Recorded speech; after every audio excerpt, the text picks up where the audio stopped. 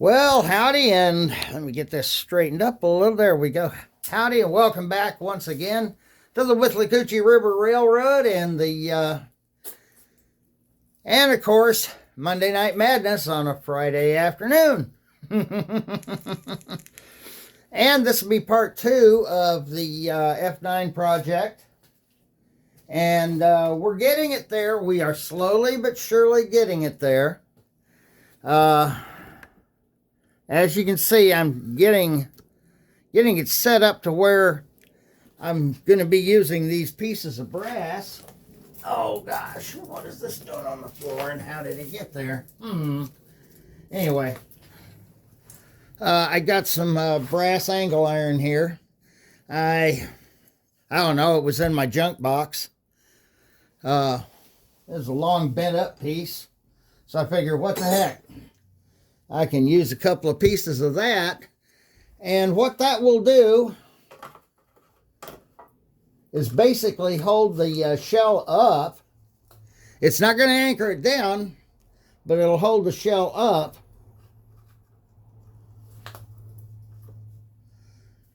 And of course, this piece of brass will be tied to the shell, will be anchored to the shell via E6000.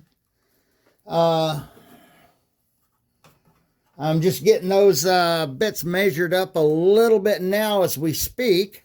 This is the inside of the shell, so. And I figure, okay, there's enough width here, between here and here, that it's just going to go right over this, because it does. It just goes right over and sets right down onto the trucks. And that's, of course, not what we want. We want it sitting correctly. So I've already cut the brass. There's been some things I've already done. I've gotten those side panels on, and they're not going to look correct either. So I may end up having to take that off to get it right, and maybe maybe cut them off of this unit here, because I busted that one all up. Cut them off this unit, and I don't know, maybe glue them to the unit, glue them to the body shell, and at least they would look right. Maybe. Anyway, that's what I'm doing this time. And it looks like I cut these nice and short enough that I can fit them between these mold sucker lines in here. So it's going to sit good and flat.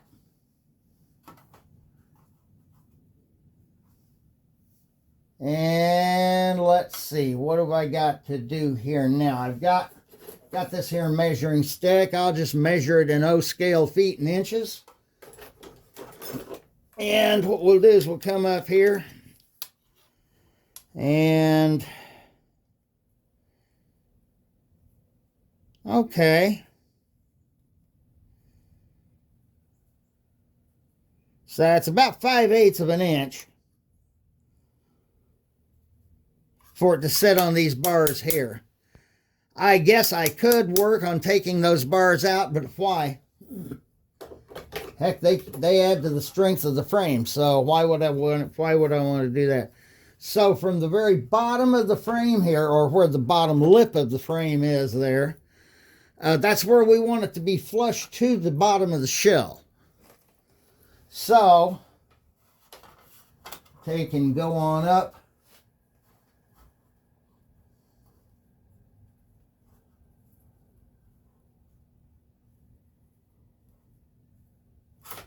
Now we can't really do it that way, can we? Because we got this extra half scale foot of stuff there.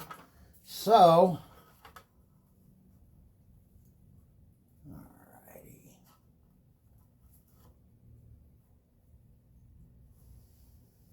And that's about where we're going to want the thing to sit in the shell, right there.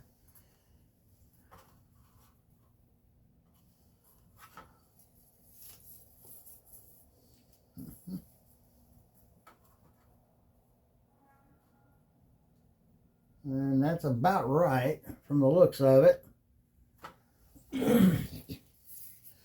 So a little bit of E6000.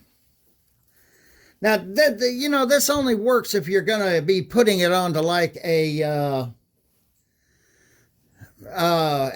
be putting this, say, old Atlas body shell onto an old K-line frame. There might be other frames out there. I don't know. I've never tried it on a Williams frame.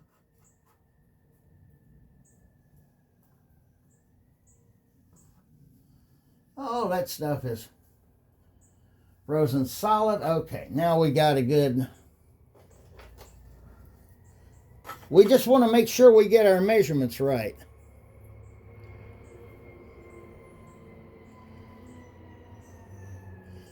This E6000 works pretty well. What it is a contact cement. You put it on both surfaces. You give it a couple of minutes to dry. Now, it's cold out here today. It's about 56 degrees right now, and this is the middle of the afternoon. So, we've got this here. Let me get it out there. Okay, we got this here. We got the glue kind of drying up. And we're, you know, once it's in, we've got a little time we can get the measurement right. Which is what I'm looking to get.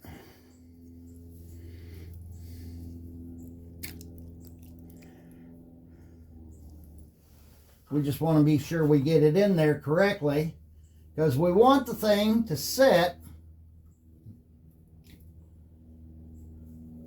where that just covers the bottom of the frame of the locomotive.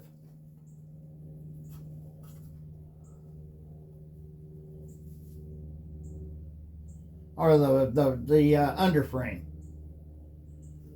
We want it to cover just the frame of the, and it'd be up off the trucks and stuff.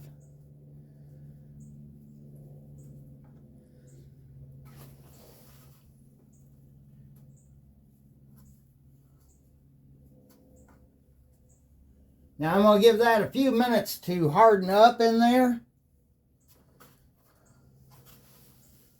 Let's see here.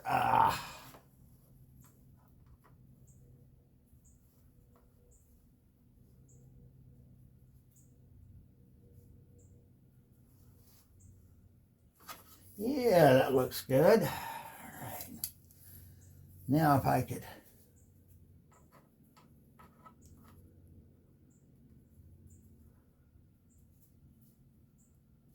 And that's looking good. All righty.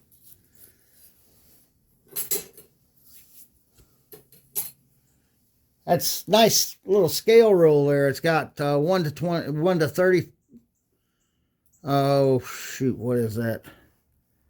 1 to 35th scale, 1 to 25th scale on it, and then, of course, O scale, 1 to 48th, and 1 to 72nd, and 1 to 24th. So, that's a pretty nice scale rule. I got that at Dana's Railroad Supply. That one's mostly for your model airplane and armor enthusiasts, because it's got the 1 to 35th scale and the 1 to 72nd on it, which are some of the more popular scales that you'll find in military and of course military planes to be modeled in. Alrighty. We're going to turn this over and we're going to do basically the same thing on the other side. And the whole idea here is just to have it. Right now, I just want it to set on the frame. I'm not trying to anchor it to the frame just yet. We will anchor it to the frame, absolutely. All righty.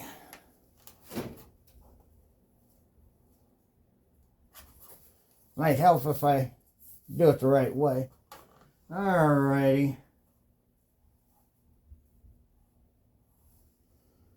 Okay. Where's my, where's my big Sharpie? Okay, it's a big Magnum. Ow, damn it.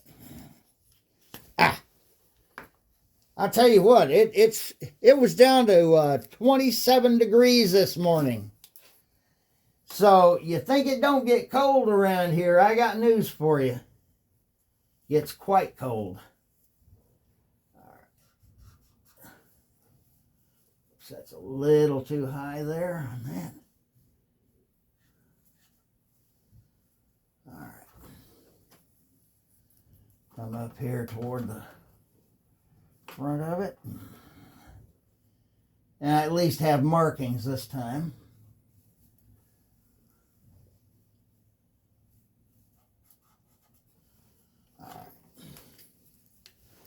All righty. It's even cold working with that glue. Usually that glue is almost a liquid.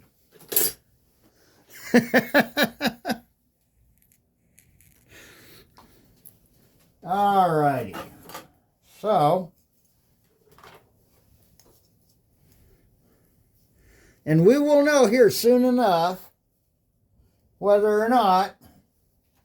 Then I'm going to have to change attachments on the rotary tool again.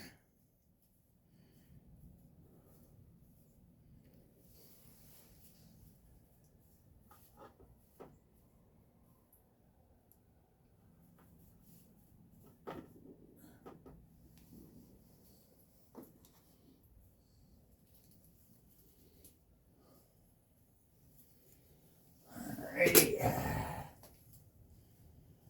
Give it a couple of minutes. Let this stuff flash off a little bit. Yes, it even works in cold weather, people. It'll also strengthen up the sides of the body shell. So that is also a good thing. Alrighty. Let's go ahead and stick it in there. It's been a couple of minutes.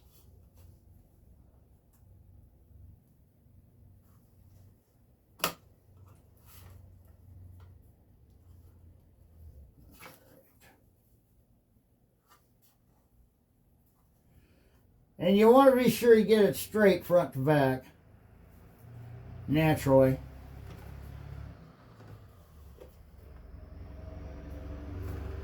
Haven't figured out how I'm going to actually anchor it to the frame yet. I'm thinking I'd like to use some of the original screw holes that are on there. On the back I'll be able to. Shouldn't be that difficult. We'll just run a thick piece of plastic back here and drill holes and use screws that are commonly used for that sort of thing.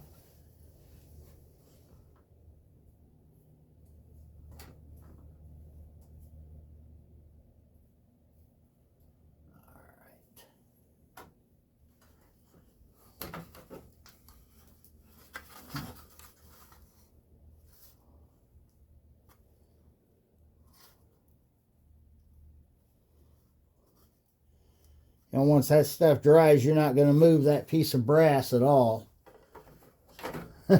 Once it fully hardens up.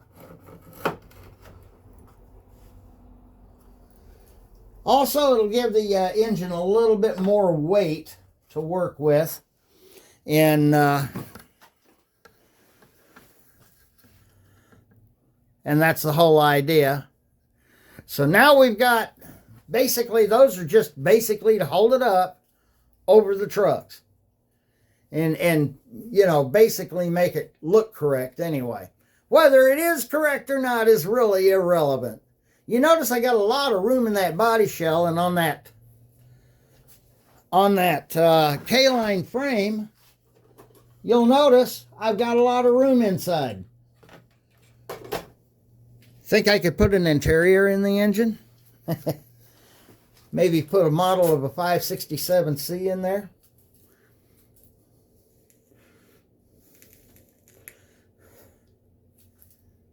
Definitely could put a, you can put a lot of things in there, I guess. Put in a Blue Nami decoder, speaker.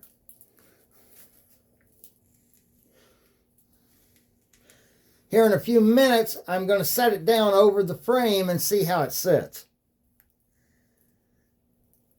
And the reason I angled those the way that I did is so that the shell will have something to also press up against on the frame so it doesn't slide sideways on the frame.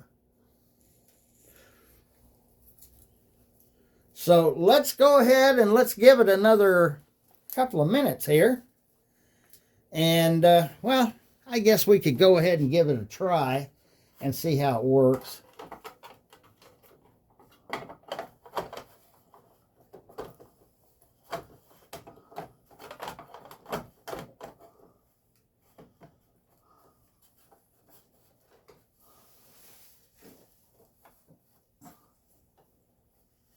Yep.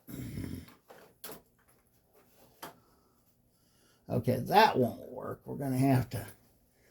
But it's not as bad as I'm not going to have to take off as much of that pilot as I was thinking I was going to have to. So, as you can see, it is sitting on there. And what I'm going to do now is change out the bit on the rotary tool, because by golly, I'm desperate here. I want to see what it's going to do. All right. I had to cut the brass, so I needed my cutoff discs. Now I'm putting in a sanding disc.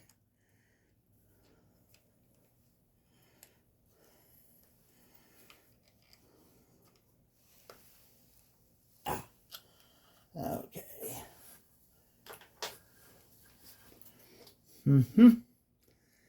Oh, it doesn't look like it's sitting too awful bad now, does it? We're going to have to move these stirrup steps right here. The ones back here are not a problem. They're under a door. The stirrup steps on this seem to be turned around because, again, this was off of a B unit. They just screw onto those trucks, and I imagine they got a mechanism for turning it around and screwing it on the other side. So, it's looking good so far. All right.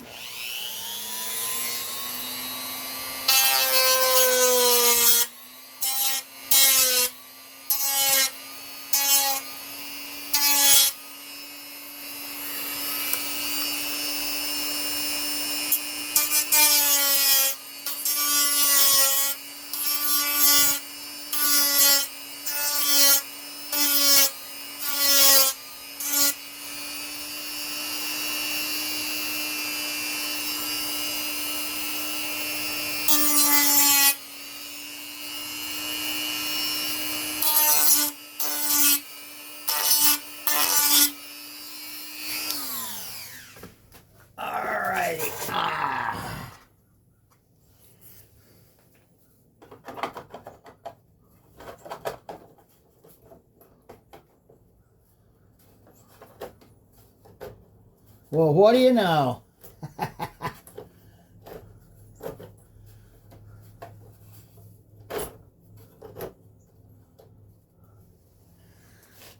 Now it's looking much better. And there's room for the trucks to swivel. And it didn't take that much off of the pilot. So the pilot is ready to go. By George, I believe we've got it. Well, you know, I got to try something out here. All right. Give me a few minutes. Okay, well, let's give it a try, shall we? Well, looks like the other train's going to come along and bump it a little bit.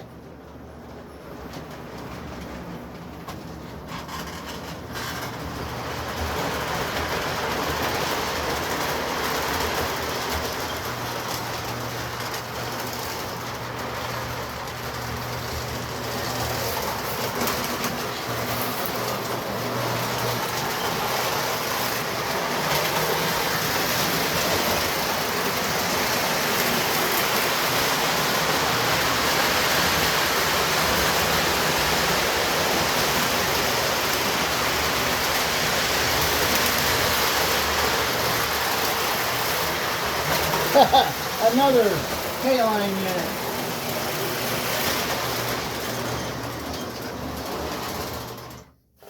Okay, we've got it going.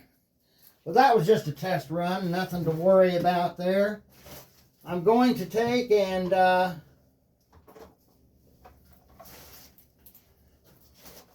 keep it going. We got it. This actually concludes part 2 of our F9 project. I don't know, that pilot, it doesn't really hang down toward the track enough, but I guess it's going to have to do because that's the pilot that came on it. You got to remember the frame on the original body shell here. The original frame was a lot different animal. So,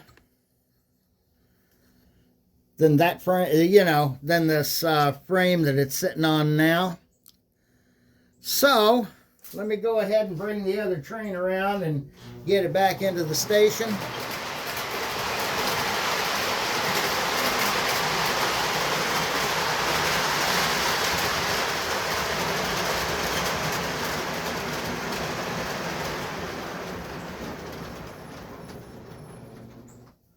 Alrighty, so that's where we've got it now. We know that the pilot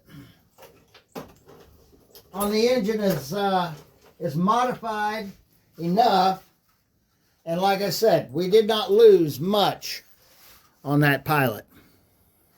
Oh, there you are. We didn't lose much on the pilot there.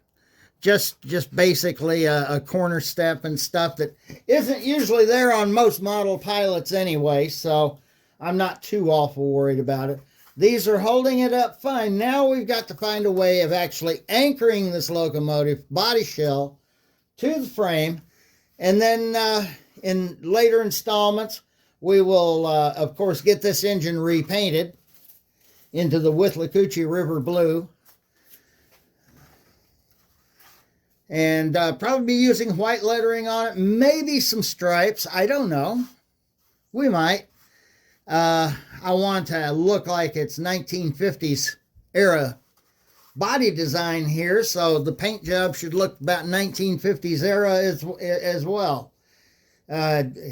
Which would be way before the Burlington Northern. Even though Burlington Northern did have black on green F units there for a while in the early 1970s. So that's where we're sitting today. You got to see it run, which is a definite plus.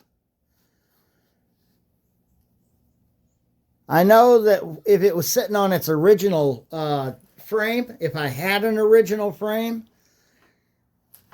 of course, like I said, the original frames were plastic. The problem with these old Atlas F9s is once they were brought on the market, everybody discovered, well, good grief, they're made to HO durability standards, and they weren't holding up, and people had to make modifications to them to keep them going.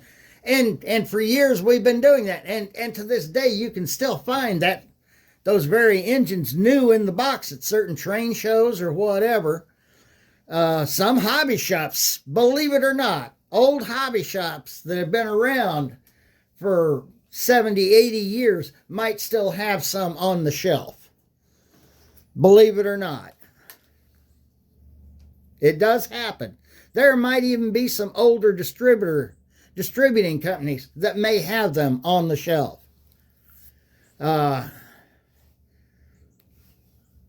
I think that they did a better job on those. Yeah, you can. They've been made for. They've been out there for years. We don't know how many of them Atlas Tool Company back in 1970 took and actually imported in from Roco. We believe it to be about 100,000 of them because, like I said, you're still finding them out there new in the box. Every once in a while, trains spelled with a Z, you'll see 2 or 3 of them listed, still new in the box, or at least you know they're the old Atlas Roco. Sometimes they try to get Atlas O prices for them, which is absolutely insane. But, you know, they're not worth any more than that. Then maybe new in the box, maybe $50. Maybe. And I'd be very hard pressed to pay that. I paid $5 for that body shell, and the body shell is damaged. It was damaged when I got it. So anyway, this ends part 2 for the F9 project on Monday Night Madness, and we'll come back in maybe next week, maybe the week after, and get to part 3. Like I said, in future parts, there will be I'll be making the window glass. We'll be getting this thing painted, and I'll show you a little trick I learned on getting your templates for the window glass on the front windshield. It's not going to be a big deal on the side windows or even the number boards, and I don't need to worry about the headlights, because it actually has its headlight lenses in it. Now, if I find a shell there at the show tomorrow, because we are having a show tomorrow. Today is Friday the 16th, Friday the 16th of January. Tomorrow is the 17th. We're having a show over here at the fairgrounds. It's a Regal show, so you know, if you're in the Brooksville, Spring Hill area, or you're headed this way, be sure to stop by. It'll be, the show will be running from 9 to 2, and it only costs you $6 to get in per adult. Children are free, so, you know, keep all that in mind, and, hey, until next time, happy railroading. Oh, by the way, please like and subscribe my videos. Please like and subscribe and share. And this moves my videos up in the algorithm. I would appreciate it. And YouTube recognizes that every time there's a like, or every time, you know, somebody shares the video, they like that. And it'll build up my credibility. And the more of you that subscribe, the better off I am. And it helps to support the channel and keep the channel going. I know the channel's been going for 20 years, somewhat off and on, but still, I'm just getting this channel up and running again, and I've been doing it now for about 1.5 years or 2 years, trying to get this channel going again. So by all means, please like and subscribe and share. Until next time, happy railroading.